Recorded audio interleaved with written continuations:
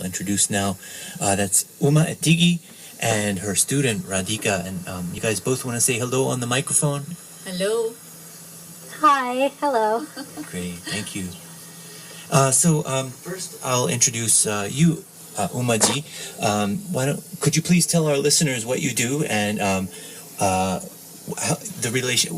how are you guys related to each other? I mean, what's the relationship between you and Radhika here? Okay. I'm a classical Indian music and dance instructor and a performer and a choreographer. And I should say welcome back because you were here last year and you did an amazing Veena performance. Thank you. So the relationship between me and Radhika is she's one of my favorite students. So this is Radhika. And Radhika, you study Indian classical dance under Umaji, right? Yes, I've been studying Bharanatyam for 13 years. I'm 18 right now, so I started when I was 5. Wow, that's amazing. And so 13 years, you said 13 years? Yes. That's a long time to be studying anything. So so much respect for you and also so much respect for Umaji here for taking on students like yourself, young students, and teaching them this ancient tradition. Can you tell us about this style of dance? You said Bharanatyam? Yeah, it's Bharanatyam. Bharanatyam. Okay. Yeah. It is one of the 7 classical dance forms from India. And this comes from South India. And going back to the history, it goes back to like 4,000 plus years. That is dance done by Lord Shiva and the celestial angels and gods dance that. And the current form, it has reached this current form around the late 1900 and in the early 2000-ish. So. And you studied dance back in India. Yes. As a youth yourself, right? Well, I started as a teenager, but I come from a Orthodox South Indian family, and my father would not encourage my classical dance form, but he encouraged my music. So I had to learn without his knowledge for a while, and then I could not continue because he came to know. So then I got married, I joined my husband, and when I wanted Toronto? First I joined him in Montreal, that's Canada. Right. Then we went to Toronto. Then we came to Richmond. Then when we had our first child, I took her to the dance teacher. And that's when I got involved with dance back again. Yeah. And so you've been living in Richmond for 20-some years? Yeah, 1977. It's been over 20 years, 40 years. Yeah. And anyone who's listening tonight, if you go to WRIR.org and look at the post under Musica Talk, I've already put the link there where we interviewed Umaji here, and she played the Veena, as I said, and told some of her story. But when you first you said your daughter was your first student? Is that correct? Or in music, yeah, but dance I had forgotten the lessons I had learnt earlier. That was I got back to dance after the delivery of my first child. So I had forgotten, so I had to take her to a different teacher. So the teacher was teaching her style and I had learnt a different style. So we had clashes because it's a punishment when the mother teaches the daughter. So I had to learn the different style of the presentation of the dance. So I got back to dance. Yeah. And now you've been teaching for how many years in Richmond? I started teaching around 1991. Okay. And I have been teaching since. And was that first through an organization locally? Was that where were these dance classes held? Well, I have 2 locations. One is South Side, one is the West End. So I teach in both the places. I have a ballet studio in South Side, and I have a classroom in the West End. So I teach there. Yeah. And so Radhika, you have this graduation coming up. Can either of you, or maybe both of you, explain to me the importance of this graduation performance that you're doing? Well, Radhika, go ahead. Right, so on August 1st, I have my Arangetram, which is the maiden public performance of a dance student. The guru, which is for me, Umaji, decides when I'm ready. And I am doing a total of 9 dances and then a concluding piece, which is a 10th piece.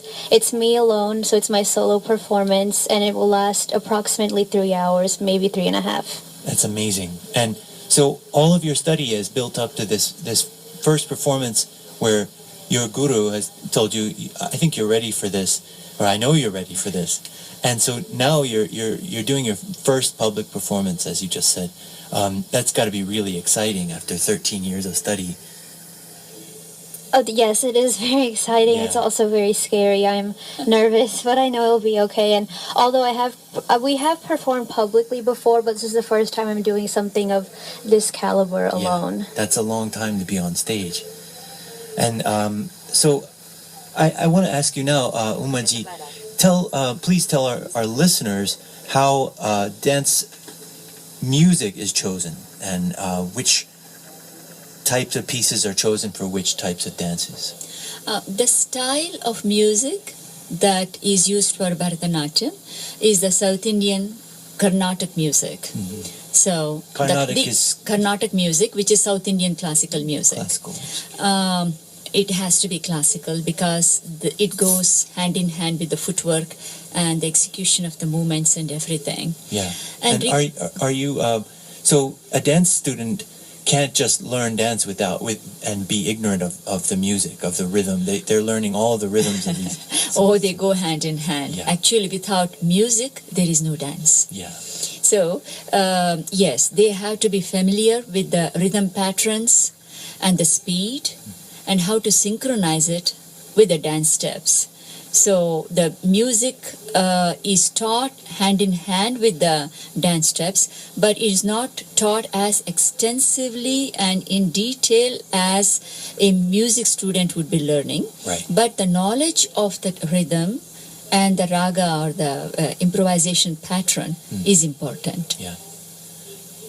And just earlier when we were listening to this tal by Alaraka and Pandit Ravi Shankar, I think you were actually singing with the tintal. Is that correct?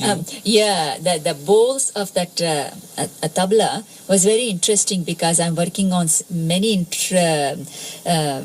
interesting and intricate pieces of mridanga, which is the South Indian drums, while tabla is the North Indian drums. So I could just relate to some of the similar musical pieces in drums. Yeah. So I was just going over like that.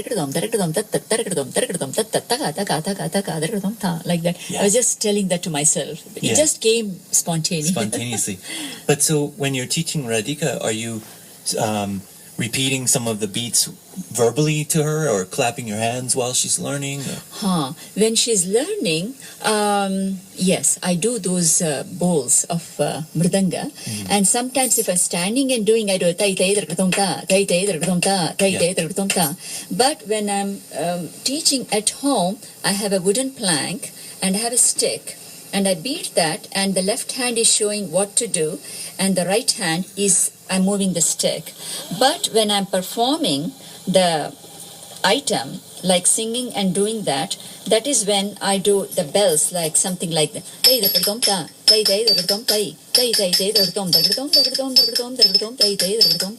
That's a sound. Wow. That's what I do. And so all of this is very familiar to you, Radhika, and you practice at home to music on a CD sometimes, or do you just practice in the studio? Is that really your main place to practice? No, well, you definitely have to practice both in the studio and at home. And at home, although I have to end up practicing 2 CDs, a lot of the time it's definitely much more real, and you feel a lot better dancing with Umaji in her studio with the actual live instruments. Yeah, wow. So tell me about the different types of performance pieces that you perform to. I mean, there's a variety of different styles that you're doing, right? Or they're all from the same style, but are there different speeds, different tempos that you have to learn? Yes, there are different speeds and tempos, and each item also has a different focus. So I can describe a few. Please. We're doing one called Ganesha Vandana, which is it praises Lord Ganesha to remove all obstacles. It's done towards the beginning of the Arangetram, the graduation. Then the main focus point, which takes place approximately in the middle of the Arangetram, is called Varnam. It's a 35-minute piece, and it combines both facial expressions as well as jatis, which are fast hand and feet coordinated movements together. It's really supposed to test the dancer's memory and endurance and their ability to communicate with the audience with their face. Wow. And then towards the end of the whole Arangetram, we have an item called Tilana, which is very fast-paced and intricate, and it combines facial expressions and hand and feet movements again. Wow. Well, I want to ask people out there to, if you are interested in seeing this very special performance, you can email me at the email address is Carl, C-A-R-L, at carlham.net, CARLHAMM.net. And if you email me, I will try to get you on the list to be able to see this incredible performance. But space is limited, so if you're interested, sincerely, please send me an email and we'll try to get you in. So we had a CD. You brought a CD with you. Why did you want to play this one to start off with? And could you tell me the name of the song and how it relates to what we're talking about? The name of the song is Bhaja Govindam. Two things come into my mind when you ask me that question, because this has been my favorite ever since I heard it from the great singer from South called M.S. Subbulakshmi. I was just taken into that. And she's a veena player also. She's a vocalist, and of course she had learnt veena during her earlier years, but she chose to be a vocalist later on. And that is one. She's an amazing, amazing singer, no doubt about that. And the second thing about is, this was with so many things that were happening in the 8th century in India at that time. People were not doing the right things. They were confused, and they were just going away, kind of. They were losing their identity. What year is this? That is the 8th century. And that's when a great saint called Shankaracharya, he was born. And he started giving profound knowledge to people. But a human being who he is, it was too strong for them to understand what he was trying to give them. So then he brings the medicine down, but he was trying to still give the same medicine but at a different dosage. And he called it Bhaja Govindam. Bhaja Govindam. Bhaja Govindam, he says, Bhaja Govindam, chant the name, chant the name, chant the name. Oh Mudhamate, he says. Oh, you fool, he calls them. Because after sincerely trying so hard, people still do not mend their way. Finally he says, oh, you fool, why are you suffering? Why are you into this bad? Sansare sannihite kale. Because you never know what time that moment will come. Because the death is not going to come and protect you. The only thing that is going to lift you is the chanting of the divine name, Bhaja Govindam. So, and see, the thing about that is, since my childhood, I have always liked that. And the second half of the songs, when we had to choose bhajan or lighter items, I got a phone call from Aparnaji. Bhajan is a type of song. It's a sign. Oh, yes. Everything is in classical music in India. It is all about praise of the Lord only. And divine love. Okay. So here, Dr. Aparnaji, that is Radhika's mother, called, Umaji, I have a request. She was requesting for her mother, Radhika's grandmother. Who's listening tonight? Yes, they're all listening. It's wonderful. So her grandmother and her mother, jointly they had a request, Umaji, can you please do this item? I was so touched when I heard it. It touched me, like it was that moment, because not so far no one has asked me to do that item, and that's my favorite. And it said, of course, sure. And then another thing happened. This was recent, of course. I'm going beyond Bhaja Govindam now. I think about 3 weeks ago, Aparnaji said, Umaji, I want you to please incorporate this song. There is another great singer called Anup Jalotaji, and he's incorporated into Radhika's performance? Radhika's performance only. Okay. This is all relating to Radhika's performance only. Yeah. The second half, she said, can you please choreograph this particular bhajan? It happened to be Anupji's bhajan. Anup Jalotaji is a very famous singer. And it so happens the song is Itna To Karna Swami. I'll go to the meaning later. When I read that in the email, I froze for about 2 seconds because that is what I wanted to do for combination of reasons. And I wrote to her, did Radhika say anything about it? Yeah. She said, no. Then I told Radhika, was it in my thought or have I told you because I wanted to do that song soon after Bhaja Govindam.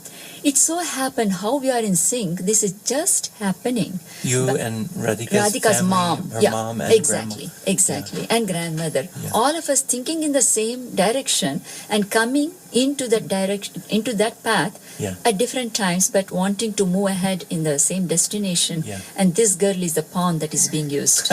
We are all pawns, by the way. True. For a divine purpose, some would say. And I would say that this pursuit is definitely a beautiful type of inspiration. And can we hear the song that you were just talking about? The Bhaja Govinda, please go ahead, play it, And you also mentioned, before we play this, you mentioned that there's a special group coming to perform at Radhika's performance. Yes.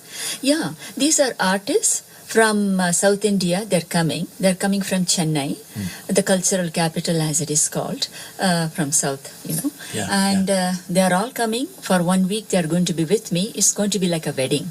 Wow. Really, it's like a wedding. Actually, believe me, wedding is easier. How many musicians? Total of 5 musicians I have. Wow. And so, tabla, sitar. We have the mridangam, which is the drums. We have violin, played the South Indian style. Yeah. We have flute, bamboo flute, by the way, played South Indian style. And we have veena, the instrument you heard me last year. My friend is going to be playing that. Wow. And the vocalist, of course. And that is 5. And I'll be doing my symbols that you just heard in the beginning of the show. Well, let's play that song. Bhaja Govindam. Yeah. You're listening to a music guitar. That was Bhaja Govindam. Yes. And who performed that? I'm just curious. Do you know the performer? This is the artist from India, Guru Prasad and that group. Okay.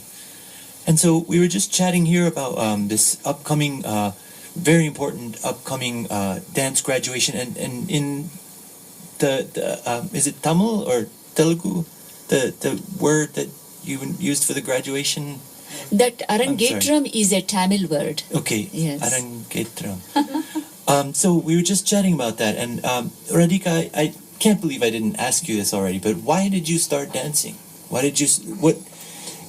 made you want to learn this style of dance?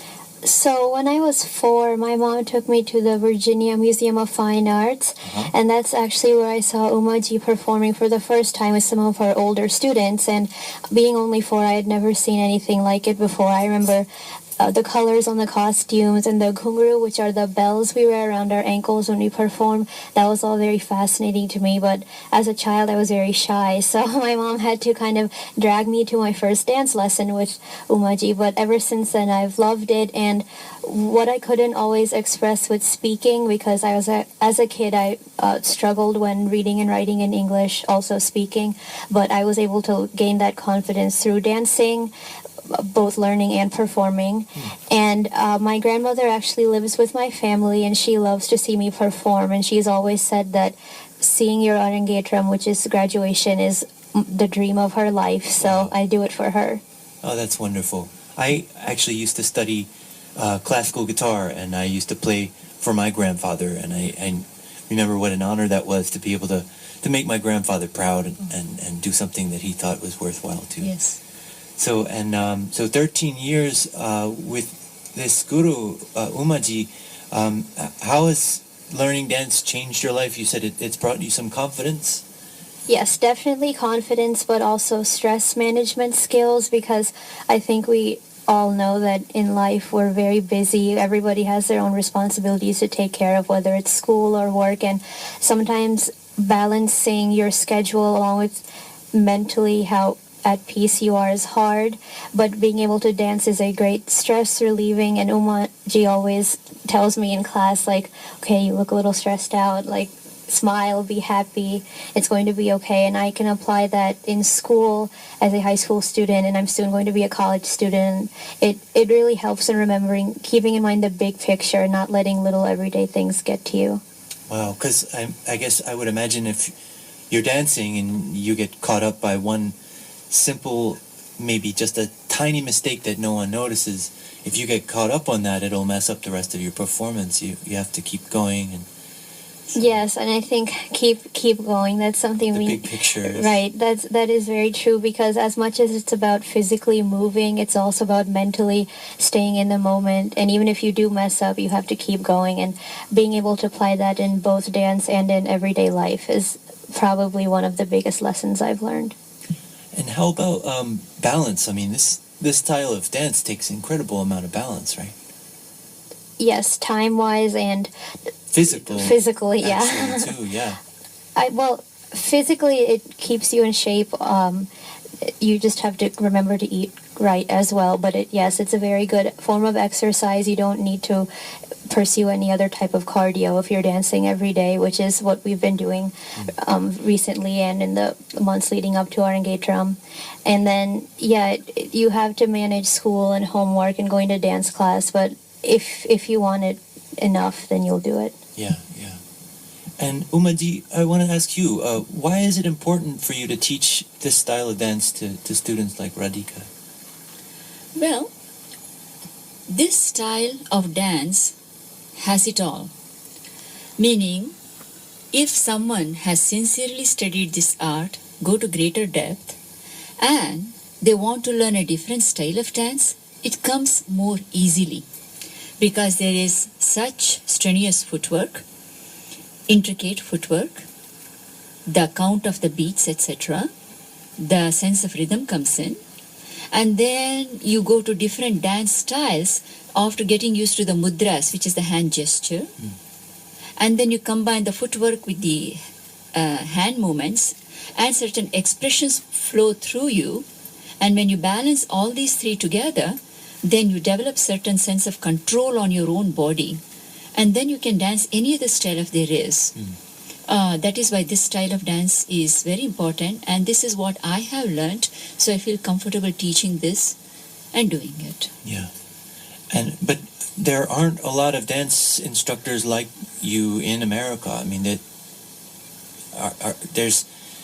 is something that is important on a cultural level also. I mean, there are many dance teachers. Yeah. I mean, many years ago, going back to some 40-ish, 50 years ago, that is when the first, or the second generation, so to speak, started coming. It's not just our spice box and our clothing that we brought with us. We also brought a portion of our motherland, our culture, our heritage, our tradition, our feelings, our thought process. It's like a chunk of India that we brought with us. Yeah, that's why I was asking this. Yeah, initially we were, majority of us started doing it in the kitchen floor, or because that is the place where you have flat floor like a vinyl or a hardwood floor, because you cannot do this dance on a carpeted floor. Yeah. That's why. And it used to be in the garage. Now it has moved in many teachers' places into a ballet studios. So we rent a studio, we teach there, or we build a studio and we teach there and practice there. Wow. So it has evolved quite a bit. So it's such an amazing art form, and something I think a lot of people admire from India. I mean, I'm a huge fan of the music, but when I first saw Indian classical dance performed, I was amazed. And you were speaking earlier about how the facial expressions are very important. Yeah. I remember being in the audience. I think the dance company I saw was a different style, is Radhika dance, but also Carnatic. And I remember this feeling that every single dancer was looking right at me, at all moments. I just felt like they were addressing the audience with their facial expressions in a way that was very powerful. What do you tell your students, Radhika? This question could be for you too.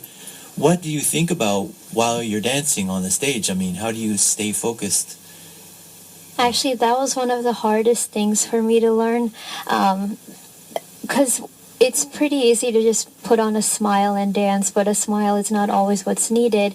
Sometimes you need to show a range of emotions. So, for example, in my Varnam, which is a 35-minute piece I mentioned earlier, we demonstrate anger, fear, love, devotion, longing for the person you love, and that's very hard for a teenager to suddenly bring about on their face when they're usually just like, normal, happy in their everyday life. But you have to go tap into a range of emotions that aren't necessarily coming immediately for you. Right. So I'm very grateful that Umaji has helped me with that so much and been so patient, because I feel like if I were somebody else and I was looking at me, I would have lost patience with me a long time ago, because it took me a very long time to, and I'm still trying to perfect it. It took a long time to bring that all out on stage. And you're heading off to university next year, right? Yes. But do you plan to continue to dance and perform? Yes, I do. Whenever I'm home on breaks, I will take classes. And then I'm going to Duke, and I have some other Indian friends who have danced with me. Actually, one a student of in our academy who goes there. She's a year older than me. She goes to Duke? Yes, and because she's learned the same style as me with Umaji, hopefully we can pick up something together while we're there as well. Great.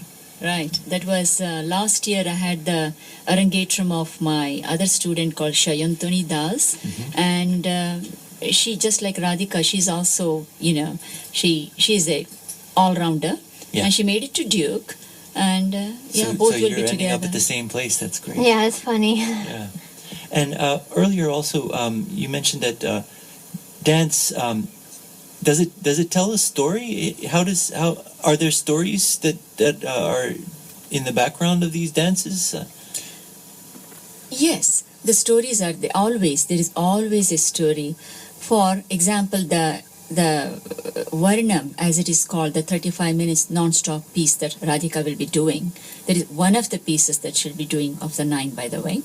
The way the story goes is, the moment she's trying to say something like, the moment I looked at him, I just melted and I fell in love with him. This is what she's trying to say. And then she says, but you know what? I cannot share this with anybody because people will be laughing at me. So I'm hiding all these emotions. This is just one of the liners. And but like all this, 3 of those things she's saying with her movements, not with words. So you had a quote. Exactly. You had a quote that you said earlier that this is an art where the tongue remains silent and the rest of the body speaks. Yeah. So whenever I see you, I melt, but I'm hiding my feelings. All those would be said with your facial expressions and your hand gestures, the mudras, and the walk. Wow. And the entire body. It has to be seen. Yeah. And this is where, especially this particular dance, is where she's saying, how can I control this? And she's trying to tell and building up how she's shy, coy, scared, and kind of insecure. And there comes a point, she says, I am fed up. She becomes defiant. Yeah. That is where about 17 minutes into the dance, she says, why should I be afraid of these people? I'm going to broadcast into the entire world how much I love him. So she tries to turn around. That is where the opposite, diametrically opposite nature is what you need to bring up. That's where I was trying to tell her, just doing takadim, hard footwork is not enough. Just hand and dance coordination and hand and leg coordination is not enough. You need to bring the emotions, because Bharanatyam also speaks about acting capability of that particular person. Because this is bhava, raga, tala, all 3 things coming together, which is expressions and the rhythm and the whole composition's coming together. Yeah. So she has to develop the ability to become a good actress in order to do that. Yeah. Like you were saying that do you have a eye-to-eye contact with the audience? So I tell them initially, do not. Even now, like when we perform, people say, I was there, you were looking at me. I said, no, I was not looking at you. If my focus go away beyond 3 seconds, I lose the entire paragraph and my whole dance is messed up because I don't know where to pick up next. So such should be the focus and the concentration of the dancer when they are on the stage. So much goes into it. Wow. Like I said, it is tougher than a wedding, and I know. Believe me, I know that. You've done both. Oh, I've done both. Yeah. I've done 2 weddings in 6 months. Yeah. And Arangetram any day, any time is more challenging. Yeah, yeah. Yeah. This is just so fascinating. Another thing I was curious, since you have this group coming in from India, and I do want to play this other song, how do they coordinate between the dancer and the musical group? They must be watching Radhika, and Radhika, you're probably paying attention to the rhythm also. Yes, the group is going to be staying with me. For 1 week, we are going to rehearse like anything. With the group. With the group. Yeah, yeah. Because the musicians will be sitting there. And whatever I have taught her to my singing and to the CD, it is going to be done with live orchestra. There is going to be no more CD for the last week. Wow. Before her performance, because it is all going to be live orchestra. She has never danced with a live orchestra. But from day one, I'm preparing them. Yeah. Don't be so stuck to the music, because every beat, every syllable is going to come to that. They may do a totally different thing, because a lot of people are so kind of like if they cannot do it that way, they cannot dance. Yeah. And the musicians, it is extremely challenging for them, because the same musicians, if you ask them to do a next recording, they will not be able to sing exactly the same way. Right. So that is all the more reason for my students. I tell them, your talam, your rhythm has to be so on the dot. Bullseye is not enough. You have to be at the center of the bullseye, so that even when there is some disparity, you can always adjust. So that kind of training is given. So the last week we are going to be doing that. I have done few Arangetrams, and initially, it takes, the first 2 days are toughest, Yeah. and then that syncing happens, and then boom, then you're on the stage after 1 week. Wow. Well, I am so excited, and I'm really looking forward to seeing this. Thank you for inviting me, and thank you for coming up and explaining something about this beautiful cultural tradition, and that you're both a part of. Radhika, congrats to you on 13 years of education with Umaji, and I wish you the best of luck for your graduation performance. Thank you very much. Thank you so much, Carl. Yeah. So where can people find out more about your dances? Is that umaettigi.com? Yes, I have a website, umaettigi.com. And that's umaettigi.com. That's it. Yeah. And the song that you mentioned, that there was another sort of a psychic confluence here about this piece that Yes. Radhika has actually developed. You've incorporated into your performance. This second song that you were mentioning, what is this again? That is Hindi bhajan.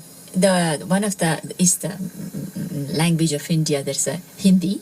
So it says, "Itna to karna Swami, jab pran tan se nikli." Do this much, O God, when my last breath is going to come out of the body. What is it He wants the God to do? That's where the composition flows out. Whether you are on the banks of Yamuna river or you are at the bank of Ganga river, no matter what you are doing, when my last breath is yet to be taken, at that moment, you just come and stay with me. Wow. And this is just one of the stanzas. And then he says, you are wearing that beautiful sash around your waist, O Lord Krishna, and you are there in my heart. But when my last breath is just about to come, you come with your Radha and just be with me at that moment. And finally, the poet says, this is ik bhakt ki hai arzi. This is my arzi, this is my request to you. But again, this request is with a selfish reason as well. So, you do what you want, O God. Jab pran tan se nikli. When my last breath is coming out of me, you be there. This was a beautiful recording. When I heard it first time, I just could not control my tears rolling out of me. Wow. It's profound because, there is one thing we will never question in our life is the fact one day we will say goodbye and the exit. That is something nobody can contemplate. Even in Congress, nobody can contemplate on that. It is said and done. Yeah. So here, the way the poet has written that, he must have been at that moment to write that.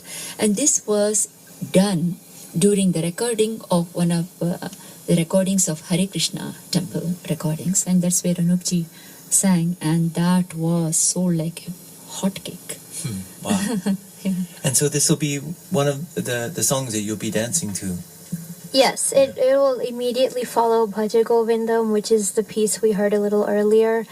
I think it's a good combination of the two, and I think for many in the audience who understand Hindi or just feel the bhajan, it will be kind of the most moving part of the Arangetram night.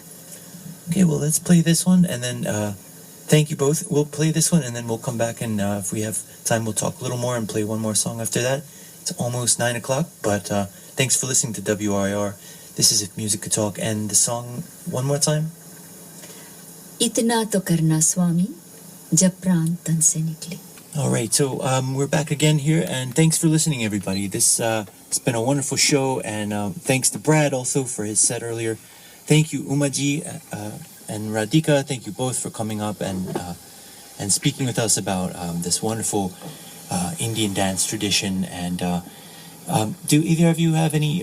I'll ask you first, Umaji. Do you have any other messages or words of wisdom or anything you'd want to say to Richmond listeners out there? Word of wisdom. This has been my experience.